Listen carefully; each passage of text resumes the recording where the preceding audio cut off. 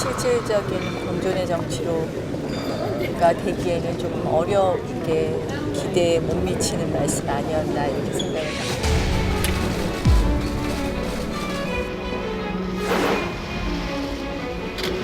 국회를 대화와 타협의 장으로 만들자던 선진화법은 난폭하게 무력화되었고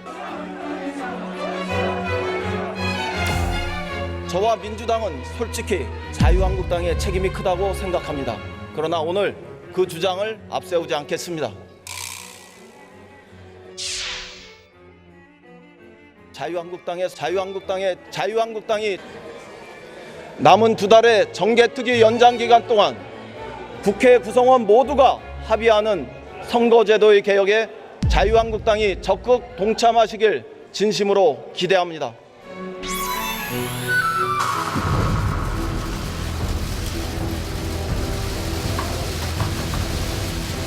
존경하는 국민 여러분, 지난 6월 15일 북한 소형 목선이 NLL을 남하여 삼척항으로 입항하는 과정에서 우리 군이 이를 제대로 포착하여 경계하지 못하였고 국민 여러분들께 이러한 상황을 제대로 설명드리지 못한 것에 대해 국방부 장관으로서 깊은 책임을 통감하며 사과의 말씀을 드립니다.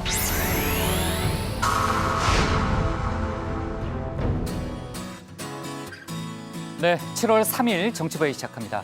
최 반장, 오늘부터 국회 교섭단체 대표 연설이 시작됐잖아요. 네. 오늘은 이제 첫날 순서로서 이제 이인영 민주당 원내대표가 나섰는데 연설 내용에 대해서는 여야 반응이 엇갈리고 있다고요. 네, 일단 뭐 공존의 정치 협치를 하겠다라고 했는데요. 아, 공존이 키워드예요? 네, 그러니까 그동안 뭐 이제 국회 파행 사태에 대해서 사과를 하면서도 네. 아까 영상에서 보셨듯이 자유한국당이 이 8번을 외치면서 이 파행의 책임이 뭐 한국당에 있다라는 취지로 이제 발언을 하니까 또 연기하는 줄 알고 깜짝 놀랐어요. 또 네, 야권에서는 네. 뭐 경제 실정의 책임을 오로지 뭐 야당한테만 돌리느냐라면서 혹평을 쏟아냈습니다. 네, 좋습니다.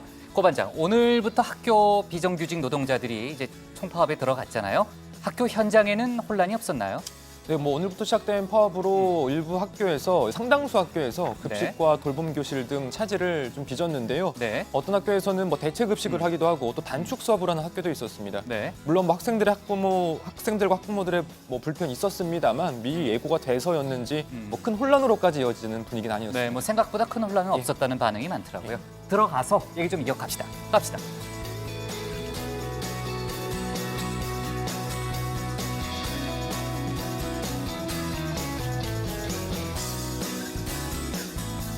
네, 반장들 자리에 앉았으면 정치보혈이 시작하죠. 아베 일본 총리가 오늘 이런 발언을 했습니다. 약속을 지키지 않는 국가에는 우대 조치를 취할 수 없다. 이게 이제 아베 총리의 발언이고요. 우리나라에 대한 경제 보복 조치에 대해서 토론회에서 질문을 받고 이런 얘기를 한 건데요. 강제징용 관련 문제는 역사 문제가 아니고 국제법상 약속에 관한 문제라고 강변하기도 했습니다. 결국 어제도 저희가 그 일본 언론과의 인터뷰 내용을 토대로 그런 얘기를 했는데 아베 일본 총리가 이번 경제 보복 조치를 주도하고 있음이 오늘 본인의 발언을 통해서 재차 확인이 된 거고요. 선거를 앞두고 정치적 노림수가 있다는 지적 또한 계속 나오고 있습니다. 자세한 얘기는 신반장 발제 때 저희가 짚어볼게요. 정부의 대응도 우리 정부의 대응 방침도 하나둘씩 나오고 있으니까요. 자, 정부는 북한 소형 목선의 삼척항 입항 사건 관련해서 관련 군 부대들의 경계근무 태세 등에서 문제점이 발견됐다고 밝혔습니다. 국방부는 박한기 합참의장 등에 대해서 엄중 경고 조치했고요. 제8군단장을 보직 해임했습니다. 다만 국방부 조사단은 이번 사건의 또 다른 쟁점, 어떻게 보면 핵심 쟁점이었던 허위 보고 또 은폐 의혹에 대해서는 구체적 정황을 확인하지 못했습니다. 국방부 발표와 별개로 어제도 저희가 이제 국회 정상화 논의와 맞물려 있다는 얘기를 했는데 정치권에서의 논란은 계속 진행되는 상황입니다. 그리고 청와대가 오늘 그 남북미 판문점 상봉 뒷얘기를 밝혔는데요. 그 얘기를 들어보니까 당시 김정은 북한 국무위원장이 문재인 대통령에게 고마움을 표시했다고 합니다. 남북미 정상이 자유의 집 계단으로 함께 올라갔잖아요. 그때 올라갈 때 문 대통령의 손을 꽉 잡고 김정은 위원장이 잠시 대화를 나누면서 고맙다는 얘기를 했다는 거고요.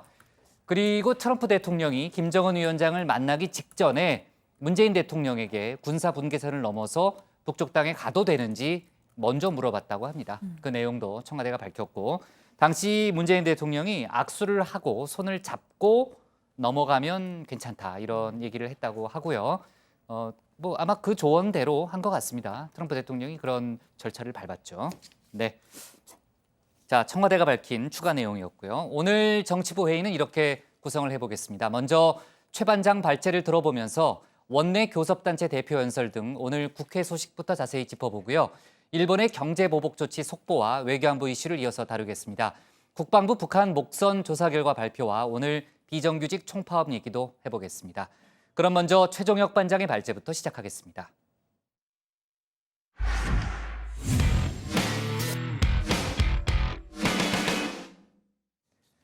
국회가 우선 의사일정에 합의한 여야 교섭단체 대표연설이 오늘부터 시작돼서 사흘간 진행됩니다. 첫 번째로 이인영 민주당 원내대표가 대표연설 데뷔전을 치렀는데요. 공존의 정치를 강조하면서 선거제 개혁에 대한 의지도 밝혔습니다. 교섭단체 간 협상에 야 3당이 불만을 드러내는 상황에서 민주당이 정개특위위원장을 맡겠다는 입장을 사실상 정한 것으로도 해석되는 발언입니다. 오늘 최 반장 발제에서 교섭단체 대표 연설 등 국회 관련 소식을 자세하게 짚어보겠습니다. 네, 뭐 무슨 일이든 처음은 어렵기 마련입니다. 뭐 긴장도 되고 설레기도 하고 그렇죠. 뭐 저를 포함한 저희 반장들도 이 다정의 첫 발제 때 이렇게 뭐 적잖이 긴장을 했습니다. 자, 이인영 민주당 원내대표, 지난 5월 원내대표에 선출된 이후 처음으로 본회의장 연단에 섰습니다. 교섭단체 대표 연설은 자신의 정치 철학을 보여주고 또 현안에 대한 메시지를 전달할 수 있는 뭐 좋은 기회죠. 자, 이 원내대표의 데뷔 무대를 관전하기 위해 여야 의원들 그리고 또 뭐 국무위원들이 본회의장으로 속속 들어오고 또 떠들썩하게 인사도 이렇게 주고받았습니다. 자, 하지만 이인영 원내대표 뭐 그럴 여유가 없어 보이는데요. 자, 데뷔전을 잘 치러야 하니까 자리에 앉아 준비한 원고를 보며 손짓도 이렇게 해가며 막바지 리허설에 여념이 없습니다. 자, 곧이어 단상에 오른 이인영 원내대표. 자, 이젠 국회가 성과를 내야 한다며 공존의 정치를 통해 협치를 보여주겠다라고 강조했습니다. 저와 민주당은 솔직히 자유한국당의 책임이 크다고 생각합니다. 그러나 오늘 그 주장을 앞세우지 않겠습니다. 진보가 유연해지고 보수가 합리적이 된다면 우리는 다 함께 더 큰 공존의 시대를 열어갈 수 있다고 확신합니다. 방금 들으신 이 유연한 진보와 합리적 보수의 공존과 함께 이 평화를 통한 남과 북의 공존 그리고 사회적 약자를 배려하고 포용하는 공존의 길을 제시했습니다. 자, 특히 남북 공존과 관련해서 한국당을 향해 이 한국당이 결단을 하면 여야 모든 정당이 이렇게 함께 평양을 방문할 수 있다라고도 했습니다. 자, 이 원내대표는 그동안 민주당이 정부와 함께 개혁을 추진해왔지만 이 국민들이 체감할 수 있는 성과는 부족하다며 이 앞으로는 집권 여당이 국정을 주도하겠다라고 밝혔는데요. 이 정부를 향해 쓴소리도 마다하지 않는 여당이 되겠다고 강조했습니다. 야당은 현재의 경제 상황을 정력적으로 과장하여 실정과 파국으로 매다워 하지 말아야 하며 정부도 아무 문제도 없는 것처럼 말하지 않을 수 있어야 합니다. 특히 이 원내대표는 비례성을 강화하는 선거제도 개혁에 대한 의지도 밝혔습니다.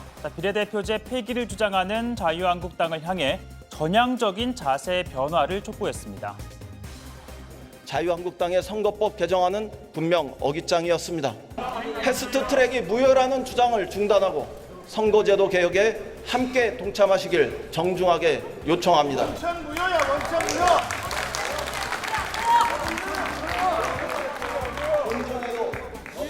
자, 지난주 국회 정상화 협상 과정에서 교섭단체 3당이 특위 기한을 연장하고 이 정개특위위원장을 교체하기로 합의를 했죠. 자, 이에 반발해 손학규, 정동영, 이정미, 소위 단식 연대가 크게 반발하면서 다음 달까지 연동형 비례대표제를 처리하라고 민주당을 압박하기도 했는데요. 자, 이에 대한 입장도 함께 내놨습니다. 소통과 교감의 부족이 있었다면 최종적으로 협상을 담당했던 저의 책임입니다. 선거제도의 개혁과 비례대표제도의 진화를 위해 변함없이 전력을 다해 노력하겠습니다. 자, 전력을 다하겠다. 그러니까 이 정개특위냐 사개특위냐를 놓고 고심 중인 민주당이 사실상 정개특위 위원장을 선택할 거라는 걸 가늠케 하는 대목인데요. 특히 민주당 간사인 김종민 의원도 이 위원장을 한국당에 넘기면 안 된다라고 요구한 야3당을 향해서 큰 우려는 안 하셔도 된다라며 이 정개특위를 택할 것이란 뜻을 내비쳤습니다. 자, 그리고 내일은 나경원 한국당 원내대표가 취임 후 두 번째 교섭단체 대표 연설을 하고 이 모레는 오신환 바른미래당 원내대표가 역시나 데뷔전을 치릅니다. 자, 앞서 오늘 이 이인영 원내대표 연설에 어떤 평가를 내렸을까요? 어깃장이라는 표현은 동의할 수 없다는 점을 분명히 말씀드립니다.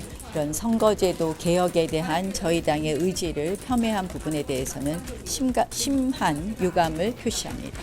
공존의 정치로 나아가자라고 하는 총론적 입장에서는 전적으로 동감하고요. 다만 지금 현 경제 상황에 대한 진단, 인식이 여전히 야당의 생각과 다르고 자, 특히 나경원 원내대표, 이인영 원내대표의 대표 연설 직후 의원총회를 열었습니다. 패스트트랙에 태워진 선거법, 이 사법개혁법을 논의를 원점에서 시작하자고 요구한 건데요. 사실상 패스트트랙 무효를 선언한 겁니다. 정개특위, 사개특위 위원장을 하나씩 나누어 하기로 한 것은 의회민주주의의 복원의 첫 발자국이고 패스트트랙의 사실상 무효화의 첫 발자국이었습니다. 이제 우리가 이 의회민주주의의 복원의 차원에서 이 선거법 그리고 사법개혁 법안 처음부터 논의할 것을 제안합니다. 자, 한국당은 또 법사위에 있다가 의원직을 상실한 이완영 전 의원의 빈자리를 채우는 걸 이 민주당이 동의하지 않고 있는 것도 지금 완전하게 국회 정상화가 되지 않는 이유라고 주장했습니다. 당장 윤석열 검찰총장 후보자 인사청문회를 앞두고 이 한 자리가 채워지지 않으면 한국당 입장에선 다소 불리한 상황이긴 한데요. 한국당은 민주당이 이를 동의하지 않는다면 향후 국회 의사일정 합의도 어렵다는 뜻을 내비쳤습니다. 사실 한국당 입장에선 윤석열 청문회를 앞두고 속내가 좀 복잡한 상황이긴 합니다. 황교안 대표 때문인데요. 2013년 국정원 대선 개입 의혹 수사 당시 윤석열 후보자 수사 외압에 황교안 당시 법무부 장관도 무관치 않다라는 입장을 밝힌 바가 있죠. 또 윤 후보자가 국정농단 특검팀 수사팀장 그리고 서울중앙지검장을 지내며 적폐청산 수사를 주도한 상황에서 이 박근혜 정부의 장관, 국무총리 그리고 대통령 권한대행까지 지낸 이 황 대표에 대해 어떤 공세를 취할지 예상할 수 없기 때문인데요. 자, 민주당 역시 이 청문회가 열리기만 해봐라라며 단단히 벼르고 있습니다. 자, 오늘 발제 이렇게 정리해보겠습니다. 공존의 정치 강조한 이인영, 민주당의 선택은 정개특위입니다. 네. 자, 오늘부터 사흘간 교섭단체 대표 연설이 진행이 되고요. 오늘 그 첫 번째 순서로 이인영 민주당 원내대표가 나섰죠. 아까 최 반장도 키워드가 공존이라고 얘기를 했죠. 공존의 정치를 강조했고 일하는 국회가 중요하다 이런 점도 강조를 했습니다. 하여간 이인영 원내대표가 첫 데뷔라는 표현도 아까 최 반장이 썼는데 여러 제안도 내놨죠. 네, 그렇습니다. 이인영 원내대표는 국회가 가까스로 정상화된 만큼 협치의 정신으로 일하는 국회를 만들자고 요구했습니다. 매달리를 자동으로 국회를 열어야 한다면서 1년 365일이라는 상시국회 체제를 위해 국회법을 개정하겠다고도 밝혔습니다. 일하지 않는 국회의원에게 페널티를 줘야 한다면서 국회의원 국민 소환 제도를 도입하자고도 제안했습니다. 특히 나경원, 오신환 원내대표에게는 정쟁으로 국회 개회가 늦어지는 일이 없도록 신사협정을 체결할 것을 제안한다고도 밝혔습니다. 오늘 서울 시내에서는 공공부문 비정규직 총파업 집회도 열렸는데 그동안 소원했던 이 노동계와의 관계를 복원하려는 메시지도 여러 내놨습니다. 자, 노동자는 여전히 사회적 약자에 서 있다면서 공안과 편견의 시각을 거두고 이 저임금 노동, 비정규직 노동자의 삶을 함께 보듬어야 한다 이렇게 강조를 했습니다. 그러면서 이 조건부 석방이 되긴 했지만 불법 집회를 주도한 혐의를 받는 김명환 민주노총 위원장에 대한 구속 수사에도 비판의 목소리를 냈습니다. 이렇게요. 운영위원장 예정자로서 탄원서를 제출하지는 못했지만 민주노총의 위원장 구속을 통한 수사가 정말 능사였는지 저는 반문합니다. 노회찬과 새벽버스의 사람들, 거듭되는 집배원들의 과로사, 성수역 스크린 도어 사건, 불을 향해 뛰어들었던 어느 소방관들의 죽음, 그리고 김영균의 이름으로 찾아온 수많은 사회적 약자들의 이름을 우리는 기억할 수 있어야 합니다. 네, 목소리가 약간 떨리는 듯한 그런 느낌도 드는데 최근 정부와 노동계의 강대강 대치가 이어지고 있고 또 어떤 면에서는 관계가 악화되는 현상, 뭐 우려한 발언이 아닌가 하는 그러니까 유화적인 메시지를 던졌다 이렇게도 해석해 볼 수 있을 것 같고요. 자, 그러면서도 경제 분야 관련해서 최저임금 상승 속도를 조절할 필요가 있다 이런 얘기도 했고 함께 또 추경이 시급하다 뭐 쭉 해왔던 얘기지만요. 추경이 시급하다는 얘기도 덧붙여서 강조를 했죠. 네, 그렇습니다. 이인영 원내대표는 이 최저임금 상승으로 중소기업과 자영업자의 부담이 상당한 것으로 파악되고 있다면서 이들에게 일방적인 부담이 되지 않도록 상생의 메커니즘을 갖추는데 더 큰 노력을 기울여야 한다고 이야기했습니다. 사실상 최저임금 동결 또는 이 속도 조절의 필요성을 강조한 것으로 풀이가 되고요. 또 추경과 관련해선 지체할수록 추경의 효과가 그만큼 줄어들 것이라면서 조속한 처리를 촉구했습니다. 오늘 아침에 있었던 당정청 협의회에서도 이 하반기 경제정책 방향에 대해서 논의를 하면서 추경의 조속한 처리를 당부했습니다. 조정식 정책의장 얘기 들어보시죠. 경기 하방 리스크 확대에 대응한 경제 활력 보강 및 일자리 창출에 최대 방점을 두고 총력을 기울이기로 했습니다. 이를 위해 우선적으로 가장 시급한 6조 7천억 원 규모의 추경 예산안이 조속히 통과될 수 있도록 최대한 노력하고 통과되는 즉시 2개월 이내 70% 이상 추경 예산이 신속 집행되어 국민들께서 실생활에서 혜택을 바로 체감할 수 있도록 만전을 기하기로 했습니다. 네, 조금 전에 이제 조정식 정책위의장 발언에도 추경이라는 단어가 또 많이 반복이 됐지만요. 추경안 심사를 위해서는 예결 특위 구성이 빨리 돼야 되잖아요. 한국당 몫인데 예결위원장 문제가 어떻게 되고 있어요? 네, 지난해 안상수 의원과 임기를 나눠 맡기로 했던 황영철 의원이 현재까지 예결위원장을 맡아왔었는데 지금 김재원 의원이 지난해 상임위 배분 당시 나는 이 재판 중이라 참여를 하지 못했다며 도전장을 지금 내민 상태입니다. 나경원 원내대표는 오는 5일에 이 당내 경선을 진행하겠다라는 방침을 지금 밝힌 상황이고요. 자, 이에 대해 황영철 의원, 이 지난해 의원총회를 통해 추인된 사안을 뒤집는 건 수용할 수 없다라면서 좀 불만을 드러냈습니다. 반면 김재원 의원은 이 황 의원이 말한 합의는 당시 참여한 분들끼리의 합의고 나는 합의 대상이 아니었다며 누구든지 후보 등록을 하면 경선을 할 수 있다고 반박을 했습니다. 네, 국토교통위원회도 현재 박순자 의원이 위원장을 맡고 있지만 홍문표 의원은 지난해 원구성 때 박순자 의원과 1년씩 교대로 맡기로 한 합의를 들어 자리를 넘길 것을 요구하고 있습니다. 그러나 박순자 의원은 현안 등이 산적했다는 이유로 위원장 교체에 난색을 표하고 있습니다. 다만 이 같은 이유로 난항을 겪었던 산자위는 의원들 간의 논의를 거쳐서 현재 홍일표 의원에서 이종구 의원이 맡는 것으로 교통 정리가 된 것으로 전해졌습니다. 보건복지위원장은 이명수 의원에서 김세연 의원으로 교체됩니다. 아, 3개 상임위가 다 논란이 있다고 그랬는데 나머지 2개는 정리가 됐군요. 네. 예결위만 지금 논란이 남아있는 상태고요. 윤석열 검찰총장 후보자 인사청문회를 앞두고 있는 법사위에서는요.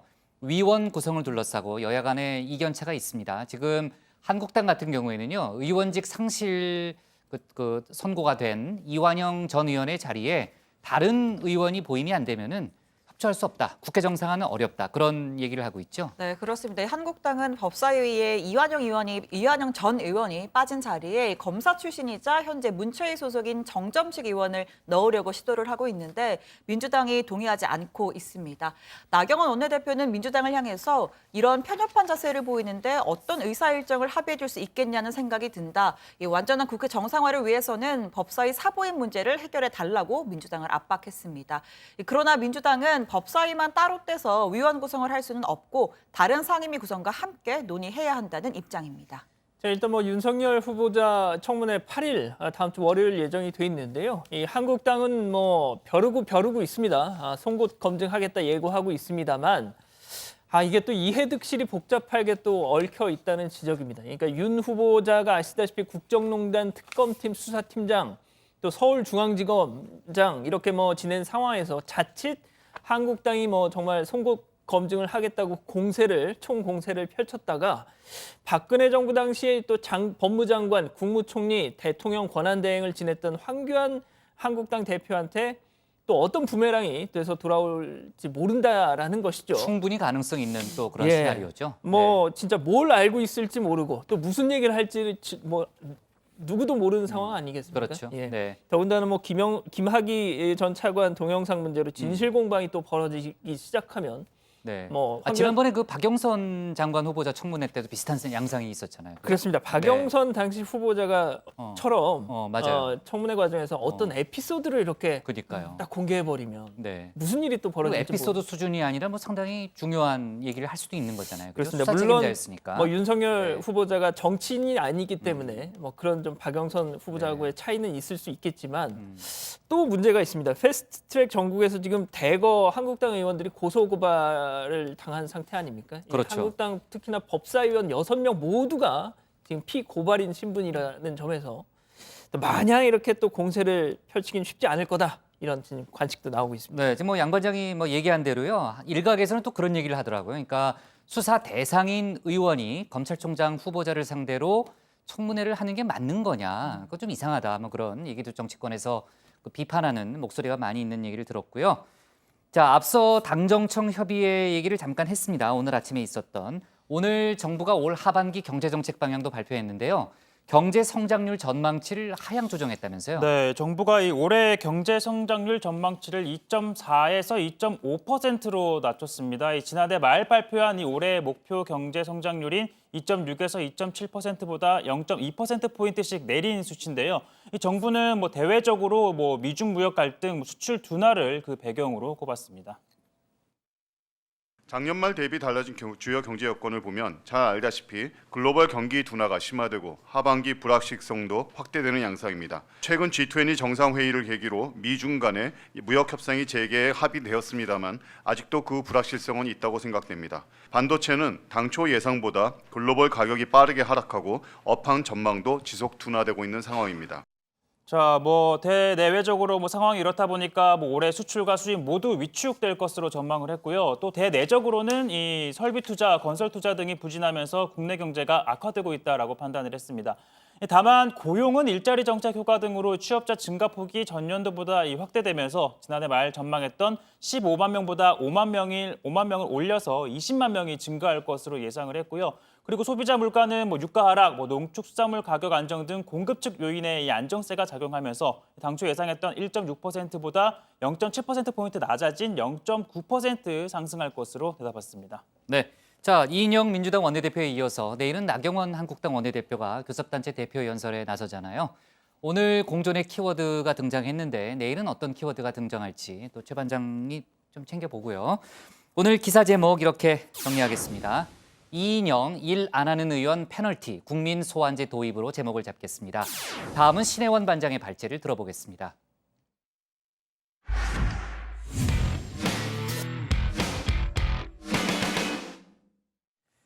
아베 일본 총리가 약속을 지키지 않는 국가에 우대 조치를 취할 수 없다. 이런 발언을 했다는 속보를 제가 시작할 때 얘기를 했고요. 한 걸음 더 나아가서 일본 정부는 반도체 부품 수출 규제에 더해서 전자부품 관련 소재 등 추가적인 보복 조치를 고려하고 있는 것으로 알려졌습니다. 한일 간 무역 갈등, 현재 분위기로는 더 확전될 가능성이 커 보이는데요. 우리 정부는 WTO 제소를 준비하는 한편 반도체 소재 산업에 매년 1조 원을 투자하겠다는 대응책을 오늘 추가로 밝혔습니다. 신 반장 발제에서 일본의 강제징용 판결 이후 벌어지고 있는 경제보복 조치에 대해서 자세히 살펴보겠습니다. 自由、公正、無差別、そして開かれたマーケット、公平な競争条件といった自由貿易体制を支える基本的原則につき一致することができた。 네, 보복이 아니다. 세계 무역기구 규칙에도 어긋나지 않는다. 이 한국의 반도체 소재 수출 규제 조치를 발표한 일본 정부의 공식 입장입니다. 하지만 속내는 금세 드러났습니다. 자가당착이라는 말을 모르는 게 아니라면 애초에 숨길 생각조차 없었던 것 아닌가 의구심까지 들 정도입니다. 아베 총리는 어제자 언론 인터뷰에서 이번 조치는 국가와 국가 간의 신뢰관계로 해왔던 조치를 수정한 것이라고 이야기했고요. 오늘 토론회에서는 국가 간의 약속을 거론했습니다. 정부의 대변인격인 스가 관방장관도 신뢰관계의 심각한 훼손을 거듭 되풀이해서 강조했습니다. 旧朝鮮半島出身労働者については G20 までに満足する解決策が示されなかったことから信頼関係というのが著しく損なわれたとここは言わざるを得ないというふうに。 자, 그러니까 대놓고 강제징용 판결에 대한 보복 조치다 언급을 한 것과 다름없습니다.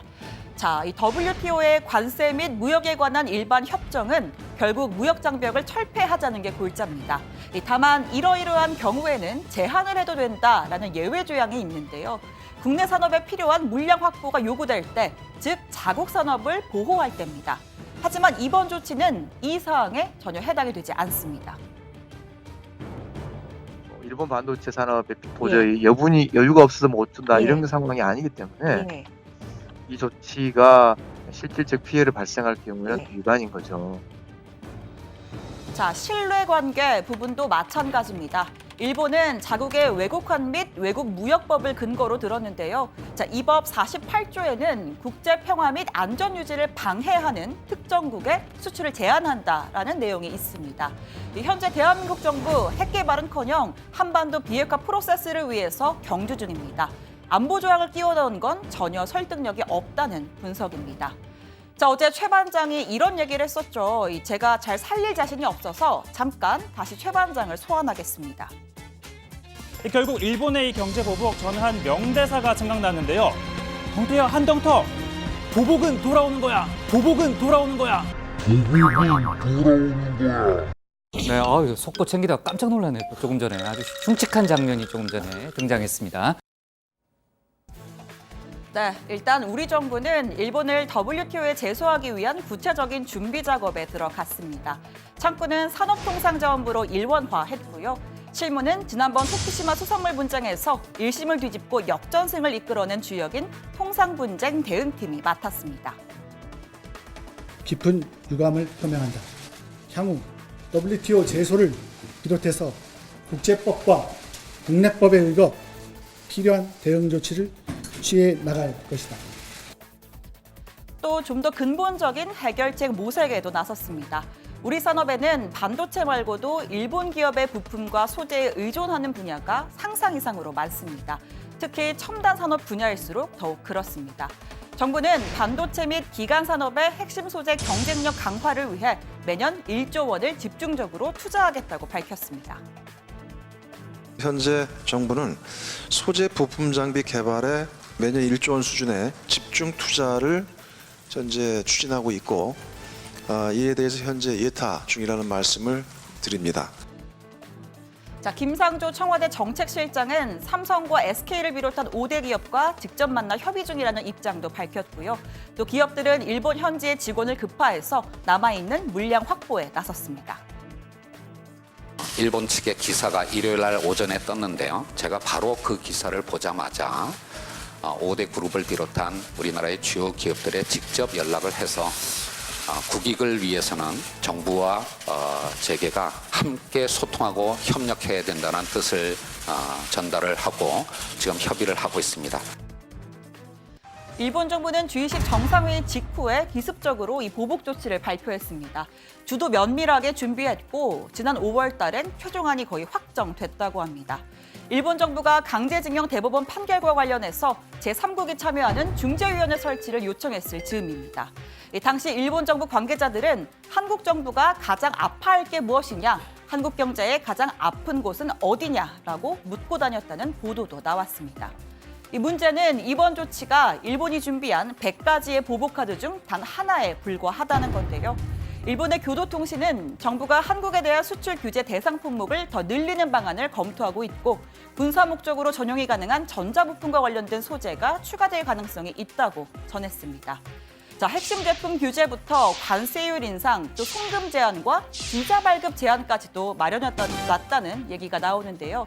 이 비자는 구체적으로 법 개정이나 규정을 바꾸지 않아도 곧바로 할 수가 있습니다. 발급이 오래 걸리거나 혹은 이유 없이 거부가 되는 사례가 늘 수가 있는데 우리 국민을 일부러 귀찮게 하려는 의도도 엿보입니다. 제가 다정의 공식 바른말 고운말 대표인데 솔직히 오늘만큼은 이 말을 해보고 싶습니다. 흔하게 하는데 계속 주관해서 지금 논쟁이 있는 거 아닙니까? 자, 오늘 국회에서 외교통일위원회가 회의가 소집이 됐습니다. 강경화 외교부 장관은 일본의 행동을 불합리하고 또 상식에 반하는 보복 조치라고 평가하면서 일본 정부의 조치를 철회하도록 요구하고 또 우리 측의 제안을 심도 있게 검토하도록 촉구할 것이라고 이야기했습니다. 오늘 청와대 발제 이렇게 정리합니다. 일본의 치밀한 보복 작전, 우리 정부 반도체 소재 부품에 매년 1조 원 투자합니다. 네, 일본 정부가 이번 조치 외에 뭐 추가 조치를 검토하겠다는 얘기는 보도가 계속 나오고 있고요. 자, 아베 총리가 아까 제가 이제 여러 번 속보를 얘기했지만 아베 총리가 이제 일본 언론과의 인터뷰에서 추가로 언론 인터뷰가 아니죠. 국회에서 한 토론회에서 여러 가지 이제 발언을 했다는 그런 속보도 들어와 있습니다. 약속을 지키지 않는 나라에 우대 조치를 할 수 없다. 또 이번 조치는 WTO 협정 위반이 아니다. 이런 점도 강조를 했다면서요? 네, 그렇습니다. 일본이 오는 21일에 참의원 선거를 앞두고 있죠. 그래서 오늘 이 당수 토론회가 있었는데 NH에서 또 중계가 됐습니다. 자, 역사인식 문제로 통상정책과 연결되는 것 관련해서 우려의 목소리가 있다라는 질문을 받고 이렇게 대답을 한 겁니다. 자, 아베 총리, 그건 확실히 잘못된 인식이다. 이렇게 강하게 반박을 하면서 역사 문제를 통상 문제와 관련시킨 것이 아니다. 징용 문제는 역사 문제가 아니라 국제법상의 국가와 국가의 약속을 지키느냐라고 이렇게 주장을 한 겁니다. 또 1965년 한일 청구권 협정에서 서로 청구권을 포기했다면서 한일 위안부 합의를 거론하기도 했고요. 또 이어서 결과적으로 이번 조치는 WTO에 반하는 조치가 아니라 무역 관리의 문제라는 주장을 또 펼쳤습니다. 안보를 위한 무역 관리를 가꾸게 한다는 것은 의무이며 그 의무 속에서 상대국의 약속을 지키지 않는 가운데 지금까지 우대 조치는 취할 수 없다는 것이다. 이렇게 주장을 했습니다. 네. 자, 뭐 아까도 얘기했지만 일본 정부가 추가적인 보복 조치를 준비하고 있음이 일본 언론의 보도에서 지금 여러 가지로 이제 확인이 되고 있습니다. 물론 일본 정부가 추가 조치 자체를 구체적으로 밝히진 않았죠. 하지만 관련한 보도는 많이 나오고 있고 무역 갈등이 더 확전될 조짐은 여러 곳에서 감지가 되고 있습니다. 조금 전에 이제 아베 총리의 발언에서도 나왔지만 강제징용 판결 얘기를 많이 하잖아요. 그 중재위 구성 관련해서는 국제사법위원회 제소 조치를 고려하겠다는 거죠? 네, 일단 뭐 수출 규제 품목 관련해서는 현재 일본이 수출 규제 품목으로 정한 게 반도체 관련 3가지잖아요. 그런데 이걸 더 확대하는 방안을 검토하고 있다라고 교도통신이 지금 보도를 했습니다. 이 거론되는 품목은 군사 목적으로 전용이 가능한 전자부품과 관련된 소재들인데요. NHK 보도에 따르면 이 강제징용 문제를 논의할 제3국 중재위원회를 구성해서 이 한국이 응하지 않으면 일본 정부가 국제사법재판소 제소와 또 대항 조치 등을 검토할 태세라고 또 전하기도 했습니다. 시한은 중재위 구성 요구 한 달을 맞는 오는 18일까지입니다. 자, 아베 총리 또 어제 언론 인터뷰에서 이런 얘기도 했습니다. 이번 제재는 WTO, 즉 세계무역기구 규칙에 부합하고 자유무역과는 관계없다라고 말이죠. 그러니까 강제징용 배상 판결 보복 조치 아니다라는 취지인데 앞서 들으셨지만 스가 관방장관 뭐 이런 내각 관료들 대놓고 이제 강제징용 때문이다 이렇게 노골적으로 얘기하고 있지 않습니까? 사실상 의도를 숨길 생각이 없다라는 걸로 보이죠. 그럼요. 아까 아베 일본 총리도 그런 발언을 했잖아요. 그죠? 예. 네. 예. 뭐 그런데 일단 일본 언론들은 그나마 그래도 이런 일본 정부의 태도 많이 우려 섞인 목소리 내고 있습니다. 니혼기 이자이 신문 이 통상 제도를 자의적으로 운용하는 것으로 비춰질 수 있다. 극약 처방이라고도 할 수 있는 이번 조치 긴 안목으로 볼 때 부작용이 더 크다 이렇게 지적하고 있습니다. 네, 지금 청와대는 일단 신중론을 펴고 있습니다. 청와대가 전면에 나서서 뭐 일종의 한일 갈등을 진두지휘하는 그런 모양새는 좀 부담스러워하는 그런 분위기고요. 대응 창구는 산업부로 일원화시켰다는 게 정부의 설명입니다. 다만 강제징용 판결의 경우에는 외교부가 또 관할을 하는 그런 사안이잖아요. 그러니까 여러 가지 뭐 외통위 문제, 그러니까 외교부 문제, 또 산자부 문제가 또 같이 얽혀 있다 이렇게 볼 수는 있을 것 같습니다.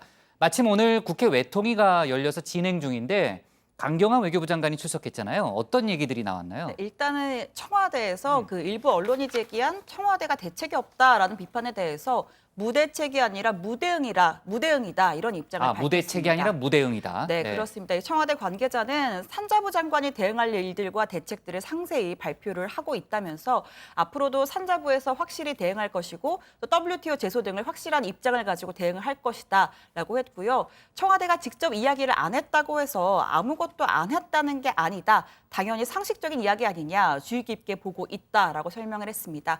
자, 그리고 지금 강경화 장관이 국회 외통위에 출석 중인데 일본의 조치에 대해서 불합리하고 상식에 반하는 보복 조치라고 규정을 하면서 일본의 수출 규제로 피해를 볼 수 있는 국가들과 공조를 할 필요가 있다고 했고요. 이 정부의 대책이 미흡했다는 그 야권의 주장에 대해서는 우리 정부가 무대응했다고 생각하지 않고 어려운 상황에서도 현실적으로 실현 가능한 방안을 찾기 위해 다각도로 검토했다라고 이야기했습니다. 있습니다. 네, 그리고 의원들이 아마 일본 조치를 사전에 알고 있었냐 뭐 이런 질문도 한 것 같은데요. 강경화 장관은 사전에 알지 못했고 일본 외무성이 사전에 통보를 한 바 없다 뭐 이런 발언도 했다고 하고 하여간 강 장관이 제3국을 포함한 중재위원회를 구성하는 등 모든 외교적인 옵션을 다하겠다 이런 발언도 했다는 그런 속보도 들어와 있습니다.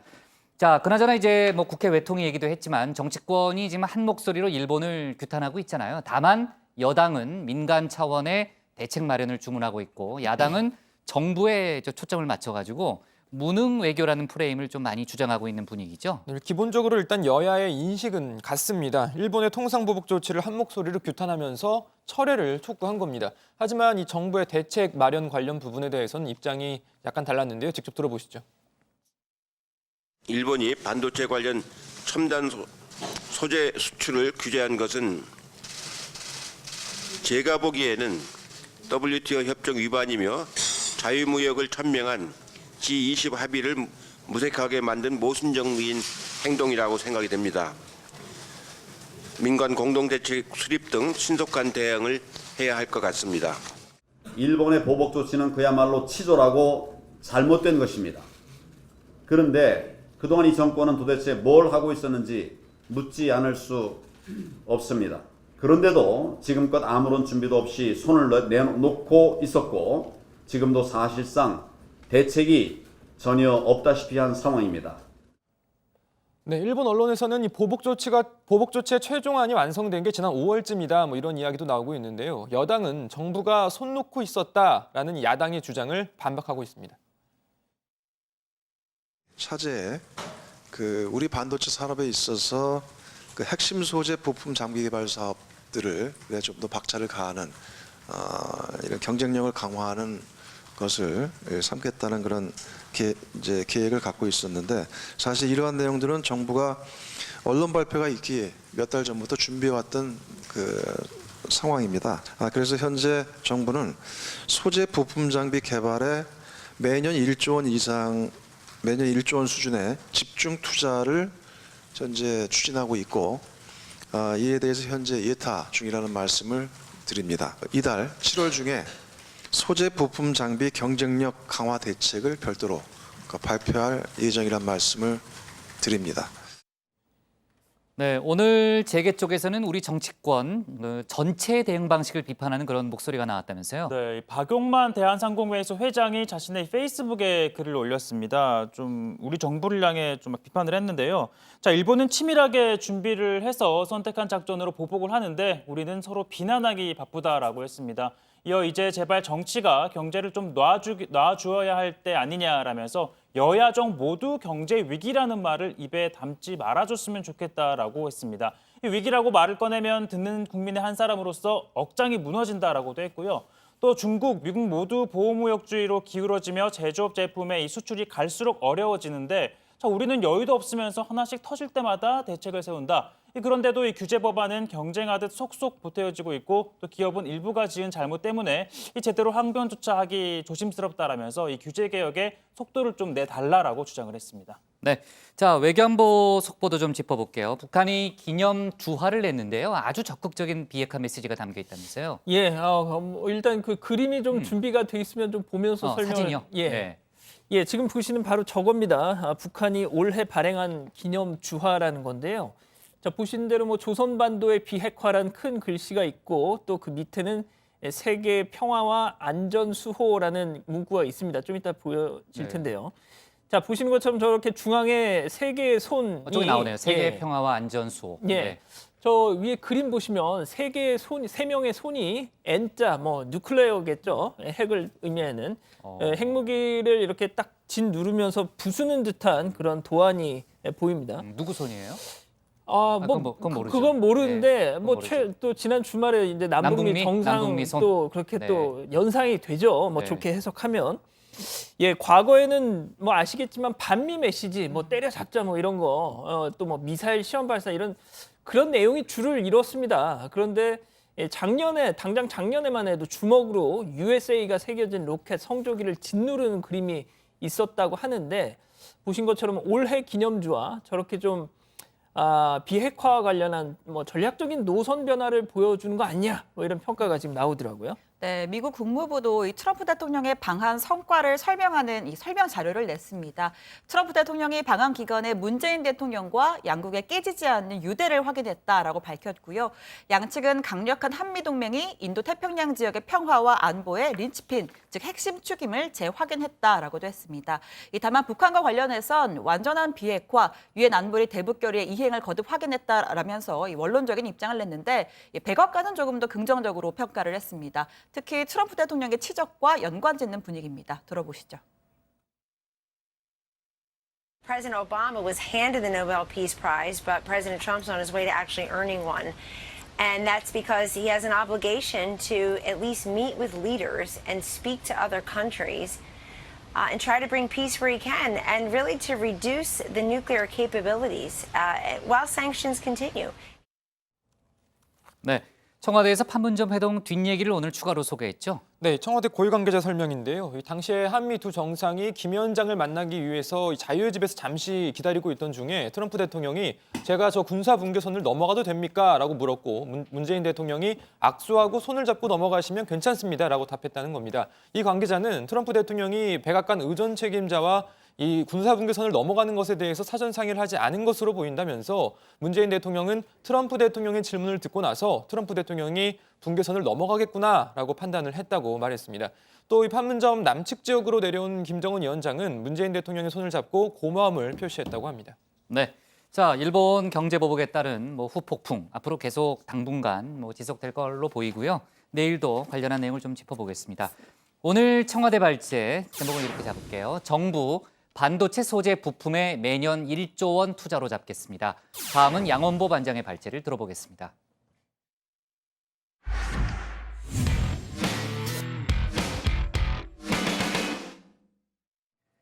지난 4월 국회 패스트트랙 충돌 사태 때 자유한국당 일부 의원들이 바른미래당 최이배 의원을 의원회관 사무실에 붙잡아뒀죠.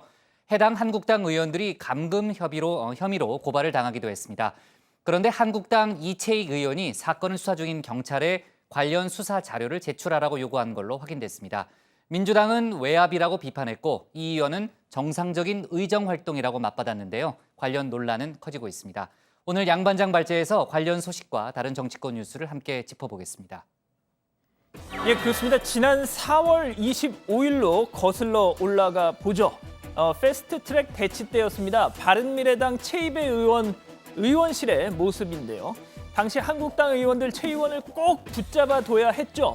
자, 그러다 보니 보시는 것처럼 고육지책으로 저렇게 못 나가게 문을 콱 막아버린 겁니다. 최 의원 답답한 마음에 경찰 부를까요? 라고까지 합니다. 이렇게 말이죠. 경찰 오면 그냥 나가실 거예요? 네? 안 된다. 힘 쓰지 말고 괜히 잠깐이다. 아유, 자꾸 그냥 쏘세요. 총 쏘라고. 진짜 총을 쏘든지 아니 무슨 아직 부심이 개입이 안 됐는데. 저희 다 감옥 갈고 가운데 있어요. 자, 김정재 의원의 이 마지막 얘기, 감옥 갈 것 같다. 이 말이 씨가 됐는지 최이배 감금 혐의로 이날 이 자리에 있던 한국당 의원들 진짜 고발 당한 겁니다. 자, 경찰 수사 바로 시작이 됐죠. 자, 그러던 지난 27일이었습니다. 그날 이 현장에 있었던 그러니까 고발을 당한 당사자인 한국당 이종배 의원, 경찰에 연락해서 수사 계획, 수사 담당자 이름, 연락처 내놓으시오 했던 겁니다. 더욱이 이 경찰을 피감기관으로 둔 국회 행정안전위 소속 의원 이채익 의원 역시 수사 진행 상황, 향후 계획, 사건 진행 상황 등등 자료 내놓으시오 했던 겁니다. 자, 그렇다면 경찰, 그런 연락을 받은 경찰 어떻게 반응했을까요? 일단은 수사가 진행 중인 사안이라 내드릴 수 없습니다라고 정중하게 거절하기는 했답니다. 하지만 생각해 보십시오. 이 실무자들 입장에서는 얼마나 가슴이 콩닥콩닥 하겠습니까? 우리 청장님 또 국회 불려가서 혼나는 거 아니야? 그냥 내줄 걸. 이랬을 거란 말이죠. 자, 바로 그런 이유로 논란이 생기고 있는 겁니다. 자, 경찰의 수사 의지를 꺾어 놓으려는 외압이 아니냐라는 거죠, 이렇게요. 경찰의 수사 진행 상황, 수사 담당자, 수사 대상의 명단까지 제출할 것을 요구하는 행위가 외압이 아니면 무엇이겠습니까? 자, 이렇게 비판이 쏟아지니까 당사자인 이채익 의원 오늘 직접 나섰습니다. 아니, 국회의원이 자료 좀 달라고 하는데 무슨 외압이냐. 내가 경찰청장한테 직접 물었다. 그게 외압 같냐고. 그랬더니 경찰청장 절대 우리가 뭐 외압을 받은 적이 없다. 아, 그런데 뭐 솔직히 그렇게 물으면 그거 외압 맞습니다. 외압 맞습니다. 할 사람이 세상에 또 어디 있겠느냐라는 일각의 지적도 있더군요. 자, 어쨌든 이채익 의원 한 발 더 나갑니다. 이게 어떻게 언론에 유출이 됐는지, 누가 흘렸는지 조사하라 말이죠. 이렇게요. 비공개를 요청한 자료 요구 내용이 어떻게 외부에 알려지게 되었는지 그 경위를 하나도 빠짐없이 밝혀야 합니다. 자, 다음 소식입니다. 얼마 전 조선일보에서 지난 하노이 노딜 이후에 북한 측 회담 실무자들 뭐 줄줄이 숙청되고 어디 끌려가고 했다고 이렇게 보도를 했지 않습니까? 특히 김정은 국무위원장 통역관이었던 이 신혜영, 저 뒤에 있는 여성 말이죠. 잦은 통역 실수로 정치범 수용소에 갔다 이렇게 보도를 했더랬죠. 자, 더군다나 이번에 김정은 위원장 옆에 다른 남성 통역관 뉴페이스가 나타나면서 많은 분들이 아유, 진짜 끌려갔구나, 불쌍해서 어째, 아이 엄마라던데 안타까워 했습니다. 자, 그런데 지난 일요일 바로 그 신혜영으로 추정되는 여성이 저렇게 짠 등장을 한 겁니다. 바로 판문점 이 자유의 집 앞에서 선발대로 와서 김정은 위원장 동선 체크를 하던 김창선 국무위 부장 통역으로 말이죠. 한번 보실까요? 네, 저 여성입니다. 검은색 백을 들고 있던. 자, 그러면 지난 하노이 때 모습, 진짜 신혜영 씨가 맞는지 한번 비교를 해보시죠. Which were and during which a lot of painstaking efforts were necessary. 이 사람 말입니까? 당신들의 사람이 아닙니까? 자, 어떻게 보셨습니까? 뭐 맞는 거 같은데 말이죠. 일단 통일부는요, 추가 확인이 필요하다면서 조심스러운 반응이었습니다만, 일단 동일 인물로 저는 보입니다만, 어쨌든 천만다행입니다. 자, 마지막 소식입니다. 자유한국당 황교안 대표 차기 대권주자 여론조사에서 6개월 만에 그 상승세가 꺾였다, 그 흐름세가 좀 꺾였다는 소식 어제 전해드렸죠. 자, 황 대표뿐만 아니라 한국당 내부에서도 약간 당혹해하는 분위기 있다고 합니다. 오늘도 회의 끝나고 기자들이 그 내용을 직접 물었습니다. 들어보시죠. 최근 여론조사에서 이낙연 총리에 이어서 이제 6개월 만에 2위로 좀 내려앉으셨는데 이 부분 어떻게 생각하세요? 네, 저는 국민들만 바라보고 하겠습니다. 계속 저희가 진정성을 가지고 나라를 살리기 위한, 경제를 살리기 위한 노력을 해간다면 그런 부분에 대해서 국민들께서 사랑과 신뢰를 주시리라고 생각합니다. 기자가 너무 돌직구네요. 어차피 이낙연 총리하고 5차 범위내에서 이기 때문에 뭐 이걸 2위로 내려앉았다라고 표현은 너무 좀 과하죠. 통계학적으로. 자, 아무튼 오늘 준비한 소식은 여기까지입니다. 네, 근데 저도 사람 얼굴을 잘 알아보는 편이긴 한데 아까 그 양 반장 얘기대로요, 신혜영 전 통역관 맞는 것 같아요. 그렇게 보이지 않아요, 신 반장? 네, 아닌가요? 저도 네. 생각에도 동일 인물으로 판단이 됩니다. 네, 자, 하여간 뭐 헤어스타일도 그렇고 얼굴 윤곽도 그렇고 그 1호 통역 수준은 아니다. 뭐 지금 이제 김창선 부장 통역을 맡은 걸 보면 그런 내부 평가가 있기는 했었어요. 네, 그렇습니다. 뭐 근신 중이라던 김여정 부부장도 그렇고 뭐 위상은 다소 격하됐지만 김영철 부위원장도 뭐 건재한 것으로 확인이 됐고, 자, 남은 인사는 김혁철 전 대미 특별대표입니다. 자, 조선일보가 얼마 전에 이 김혁철 전 대표가 미림 비행장에서 처형을 당했다 이런 보도를 저렇게 내놨습니다. 뭐 총살을 당했다 이런 보도를 내놨었는데, 엊그제 또 다른 언론인 서울신문은 이 북한의 사정이 밝은 한 일본의 외교 소식통을 인용해서 김혁철 역시 생존해 있다라고 또 보도를 했습니다. 물론 문책을 당하기는 했는데 그것은 뭐 하노이 노딜 때문이라기보다는 이 전임 스페인 대사로서 스페인 주재 북한 대사관 습격 사건에 대한 책임을 진 것이다라고 보도를 한 거죠. 하지만 아직 공개석상의 모습을 드러낸 것은 아닌 만큼 추가적인 확인은 필요해 보이긴 합니다. 네, 자, 황교안 대표 얘기를 좀 더 해보겠습니다. 앞서 저희가 이제 어제도 여론조사 얘기를 했는데 그 국민만 보고 가겠다 이런 발언을 했잖아요. 근데 뭐 원론적인 얘기일 수 있지만 표정이 그렇게 밝아 보이지는 않지 않아요? 네, 어때요? 이 황교안 대표 지금까지 뭐 걸어온 길을 보면 이 지난 1월 한국당 입당과 함께 40여일 만에 바로 당 대표가 됐죠. 그리고 뭐 차기 주자 지지율 1위를 달리면서 그야말로 승승장구해 왔었는데 이제 정확히 6개월 만에 그 분위기가 뭐 조금씩 수그러지고 있는 겁니다. 지금 당 안팎에서는 뭐 개업 효과가 끝났다, 뭐 허니문 끝났다라는 말과 함께 뭐 추가 반등을 위해서는 진짜 실력을 이제 보여줘야 한다는 주문 뭐 나오고 있는데요. 이 때문에 최근 황 대표가 뭐 보수 중진 원로들을 뭐 연달아 만나고 있는데 역시 내부 단속을 위한 행보다라는 뭐 평가가 나옵니다. 네, 황 대표가 이제 보수 대통합 얘기를 많이 하잖아요. 서청원, 김무성, 김문수, 김병준 정말 많은 사람들을 만나고 있는데 김무성 의원과의 만남에 일단 정치권이 많이 주목을 하고 있습니다. 조금 전에 얘기했던 그 보수 통합이라는 그 이슈 때문에 그런 거고요. 자, 그러고 오세훈 전 서울시장이 오늘 SNS에 올린 글이 상당히 화제가 되고 있다면서요?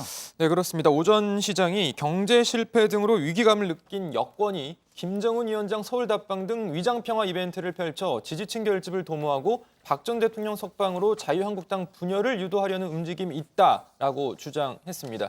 오늘 자신의 페이스북에 어떤 우려라는 글을 통해 이런 주장을 편 건데요. 문재인 대통령이 우리 경제를 온통 위험한 상황으로 내몰고 있지만 쓴소리에 귀맞고 오로지 북쪽만 오매불망 바라보고 있다면서 트럼프와 김정은을 연결해 주느라 객신세를 자처하는 모습에서 어떤 절박한 심경이 엿보인다라고 주장한 겁니다. 이런 얘기도 했습니다. 그런 음모들이 내년 총선 승리를 위해서 실제로 기획되고 연출된다면 묻지마 광풍이 이 선거판을 오염시킬 것이다. 그런 시도는 비극적인 신적폐가 될 것이다. 이렇게 경고하기도 했습니다. 경제 문제나 집중하라 뭐 이런 요구인 것이죠. 그런데 실제로 한국당 내부에서는 총선 즈음해서 박근혜 전 대통령 형 확정 이후에 청와대가 특사 카드를 통해서 어떻게 보면 친박신당 창당을 좀 부채질할 것이다. 그래서 보수 여권의 분열을 유도할 것이다. 이런 걱정을 하고 있는 것도 사실이라고 하더라고요. 뭐 그런 걸 미리 염두에 두고 한 얘기인 것 같습니다. 네. 자, 오늘 보니까 이런 소식도 있네요. 전두환 씨가 큰형 전기환 씨 장례식의 모습을 드러냈다고요? 네, 전두환 씨가 아들 삼형제라고 합니다. 기환, 두환, 경환 이렇게 삼형제인데 오늘 오후 2시 반쯤 전기환 씨 빈소가 마련된 경기도 성남 분당서울대병원 장례식장에 이 부인 이순자 씨와 함께 조문을 왔다고 합니다. 영정 앞에 헌화한 다음 입술을 굳게 다물고 고개를 숙였다고 하는데요. 좀 인상적이었던 건 조문 과정에서 지팡이나 보조인의 부축 없이 스스로 거동을 하는 등 아주 건강한 모습이었다고 합니다. 그러니까요. 지난번에 광주지법 첫 재판 참석했을 때도요. 그때도 그랬고 항상 누군가가 옆에서 부축을 했던 장면이 기억이 나는데요. 그렇죠? 네, 그렇습니다. 네. 그러게 말입니다. 자, 이 전식지 관계자는 전두환 씨가 평소 관계가 돈독하던 이 큰형의 사망으로 충격이 큰 상태라고도 전했습니다. 네, 글쎄요. 반장들이 알지는 모르겠는데 하여튼 전기환 씨가 50대 상당한 실력자였어요.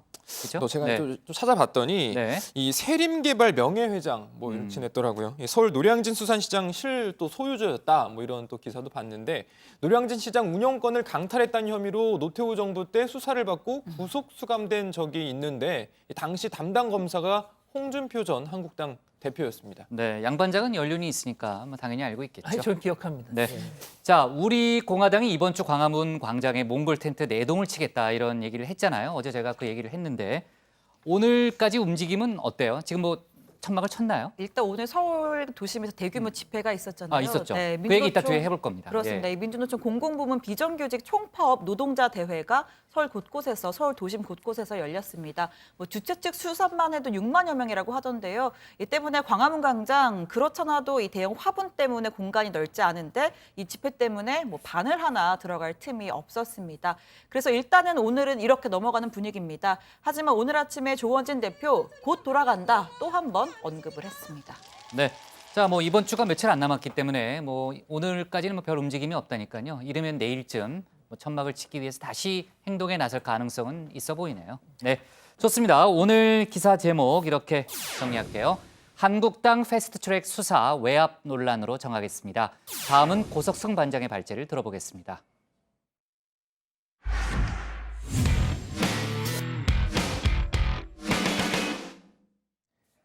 정부가 오늘 북한 목선 사건의 진상조사 결과를 발표했습니다. 정부는 경계작전에 실패했다 이렇게 강조했습니다. 다만 일부 표현에 문제는 있었지만은 의도적인 축소 또는 은폐 시도는 없었다고 밝혔습니다.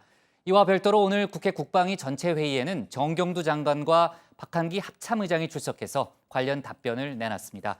오늘 고반장 발제에서 관련 소식 자세하게 짚어보겠습니다. 우리 군의 경계작전에 문제가 있었음을 확인하였습니다. 경계작전 실패는 어떠한 경우에도 용납될 수 없는 중대한 과오입니다. 사실을 축소, 은폐하려던 정황은 없었으나 초기 상황을 안이하게 판단하여 충분하고 정확한 설명이 이루어지지 못한 것으로 확인되었습니다. 네, 이른바 북한 목선 사건의 진상조사 결과가 오늘 발표됐습니다. 국무조정실 주관으로 국방부의 합동조사단 조사 결과 그리고 국정원 해양경찰청 등 관련 기관의 조사까지 모두 함께 공개된 겁니다. 조사 결과를 간단하게 요약하면 경계작전에 실패했다. 다만 의도적인 은폐 또는 축소 시도는 없었다라는 겁니다. 하나하나 살펴보죠. 자, 일단 정부 조사 결과 이번 사건은 경계 실패에서 비롯됐습니다. 해군 레이더에선 목선이 잡히지 않았고 일부 육군 레이더에서 목선 표적이 잠깐 잡혔는데도 이를 분석해야 할 요원이 배를 인식하지 못했다는 겁니다. 삼척항 도달 시까지 57시간 동안 이를 식별하지 못한 것은 해상 경계 작전 계획과 가용 전력의 운영상 문제가 있는 것으로 확인하였습니다. 6월 14일 20시 06분부터 북한 소형 목선으로 추정되는 의심 표적이 포착은 되었으나 운용 요원은 이를 해면 반사파로 오인을 하여 식별하지 못했습니다. 해상 경비 업무를 담당하는 해양경찰 역시 삼척항 입항 전까지 목선을 발견하지 못했습니다. 동해를 담당하는 대형함은 북한과 중국 어선의 활동이 많은 울릉도 인근 조업 자재 해역으로 이동 배치돼 목선을 발견하지 못했습니다. 연안에 있는 경비정은 삼척항 북쪽 15해리와 남쪽 5해리에 경비 중이었으나 경비정의 레이더에 소형 목선을 탐지하지는 못했습니다. 해경이 보유하고 있는 항공기는 6월 13일 동해상 순찰을 하였으나 독도와 조업 자재 해역에 중점을 두고 순찰 후 기타 해역은 고고도 비행으로 인해 북어선을 발견하지 못하였고 6월 14일은 기상불량으로 항공 순찰을 실시하지 못했습니다. 일각에서 제기된 이른바 축소 은폐 시도 논란과 관련해서도 조사가 진행됐죠. 조사 결과 각종 표현 등에 있어서 국민 눈높이에 맞지 않는 단어를 사용했지만 고의적인 축소 은폐 시도는 없었다고 정부는 밝혔습니다. 삼척한 인근이라는 표현은 군이 군사보안적 측면만 고려하여 국민 눈높이를 고려하지 않은 채 깊이 생각하지 못한 점이 있습니다. 네, 다만 지난달 17일 군의 최초 브리핑에서 경계에 문제가 없다라고 표현한 부분은 매우 부적절하고 안이했다는 게 정부의 판단입니다.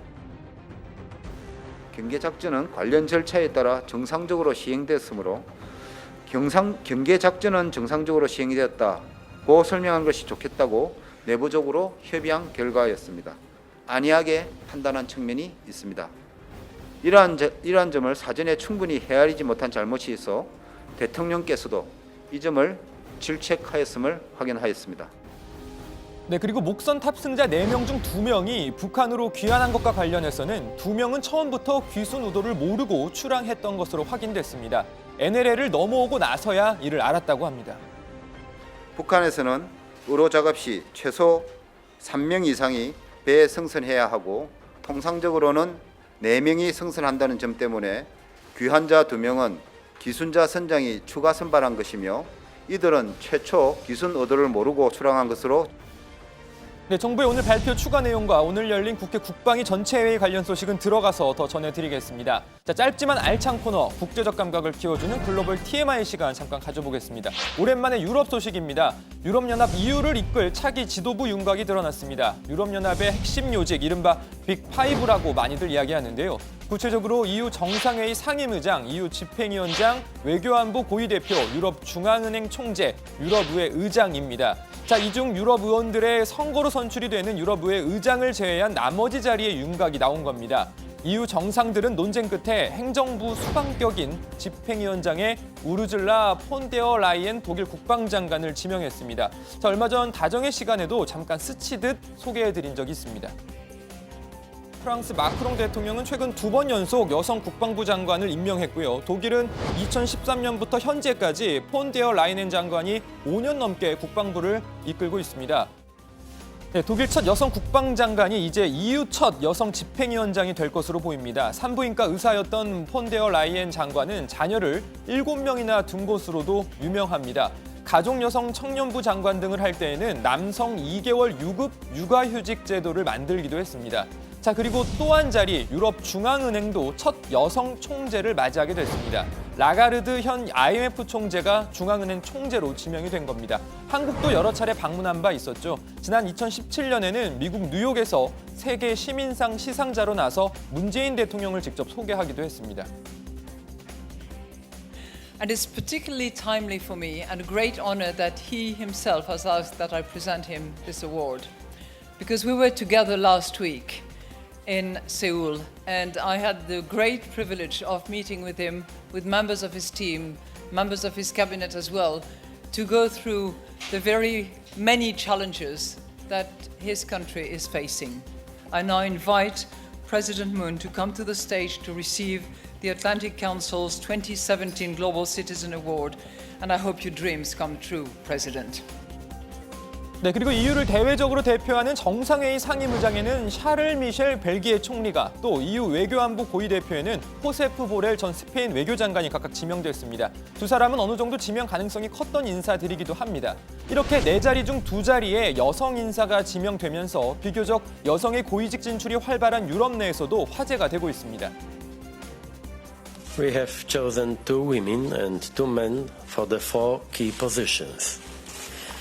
A perfect gender balance. I am really happy about it. After all, Europe is a woman. 네, 새 지도부는 유럽의회의 인준을 받은 후에 정식 임명될 예정입니다. 화제 속에 지명된 4사람, 유럽연합, 나아가 전 세계에 새로운 바람을 일으킬 수 있을지 주목됩니다. 오늘 발전 이렇게 정리합니다. 정부, 북한 목선 사건은 경계 실패, 은폐 의도는 없어. 네, 국방부의 조사 결과 발표, 진상조사 결과 발표 내용부터 정리를 해보겠습니다. 일단 조금 전에 제목에도 나왔지만요. 군 당국이나 해경이 목선이 삼척항으로 들어오기까지 발견하지 못한 거는 확인이 된 거죠. 그렇습니다. 일단 목선이 이 NLL을 넘어온 건 지난달 12일 밤부터 13일 새벽 사이로 추정이 됩니다. 이후 15일 새벽 6시 20분에 이 삼척항으로 들어오기까지 우리 군이나 해경 알아차리지 못했습니다. 자, 조사 결과를 보면 일단 해군의 각종 레이더에 목선과 관련된 표적이 잡히지 않았다고 합니다. 또 육군 레이더에는 목선 추정 표적이 14일 밤에 잠깐 잡혔지만 당시 운용 요원이 이걸 인식하지 못했습니다. 그리고 이 목선이 삼척항으로 진입할 때 지능형 영상 감시 시스템이 뒤늦게 잡혔지만 역시 운용 요원은 이를 단순 낚싯배로 판단했다고 합니다. 네, 이 사안 처음에 표류냐 아니냐를 두고 논란이 있었고요. 또 관련한 여러 가지 의혹도 있었습니다. 결국은 거짓말을 했던 것으로 밝혀졌는데 오늘 이 부분에 대한 설명이 있었죠. 네, 이 정부 설명에 따르면요. 삼척항에 들어오기 전 그러니까 14일 밤에 선원들끼리 의견을 모았다는 겁니다. 이 의도적으로 넘어왔다라고 하면 북에 남아있는 가족들이 피해를 입을 수도 있으니까 이 기관이 고장이 나고 기름도 떨어져서 이 가장 가까운 곳으로 왔다라고 하는 걸로 알을 맞췄다는 건데요.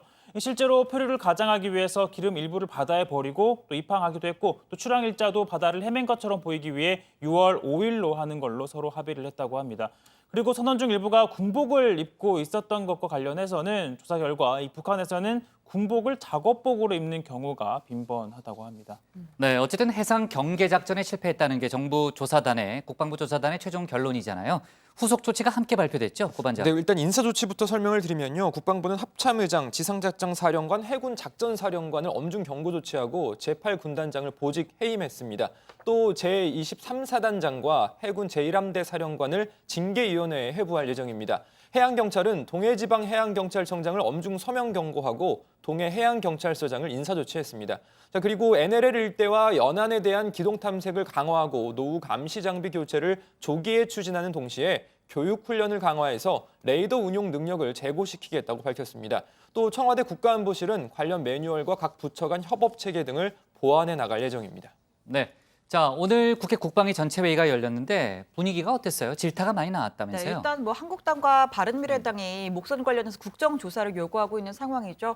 오늘 국회 국방위원회 전체회의에 정경두 국방장관과 박한기 합참의장이 출석을 했습니다.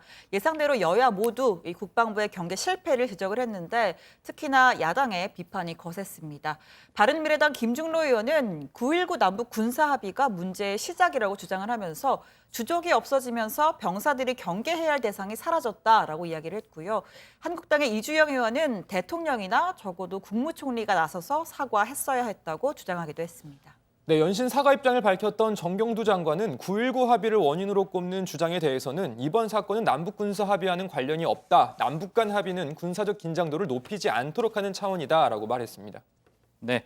자, 그나저나 학교 비정규직 오늘 노동자 파업이 있었고요. 파업 참가 인원이 상당합니다. 학교 현장에 큰 혼란이 있을 걸로 예상은 됐는데 생각보다는 큰 혼란은 아니었다. 이런 분석도 많고 일부 학교에서는 학생들이 직접 파업을 응원하는 예전에 보지 못했던 그런 모습도 연출이 됐습니다.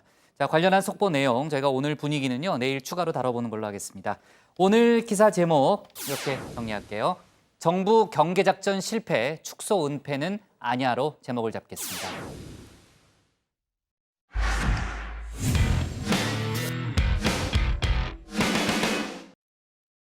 네, 미리 보는 내일 복국장의 60초 프리뷰 시작합니다. 일본 정부가 내일부터 반도체 관련 소재 세 종류의 수출 규제를 강화합니다. 아까 이제 발제 때도 저희가 얘기했지만요. 추가 경제 보복을 할 거란 일본 언론의 보도도 계속 나오는 만큼 상황 예의주시해야 되겠습니다. 정치권 소식으로는요. 우선 국회 패스트트랙 처리 과정에서 최입의 의원을 감금했던 자유한국당 의원 4명의 소환 날짜가 원래 내일이었습니다. 그런데 조금 전에 소환에 응하지 않기로 했다는 그런 속보가 들어왔고요. 그 후폭풍을 저희가 내일 추가로 다뤄야 될 것 같습니다. 또 내일 이틀째 교섭단체 대표 연설자로는 나경원 한국당 원내대표가 나설 예정입니다. 동성간 성희롱으로 무리를 빚은 쇼트트랙 국가대표 임효준에 대한 징계가 내일 결정됩니다. 임효준은 지난달 암벽 등반 훈련 중에 후배 황대현의 바지를 내려서 논란을 낳았죠. 그리고 1980년대 희대의 어음 사기 주범인 장영자 씨의 다른 사기 사건 관련해서 1심 선고가 내일 내려집니다. 원래는 어제 선고일이 잡혀 있었는데 법정에 나오지 않아서 선고가 이틀 미뤄졌습니다. 장 씨는 사기 혐의로만 4번째 구속됐습니다.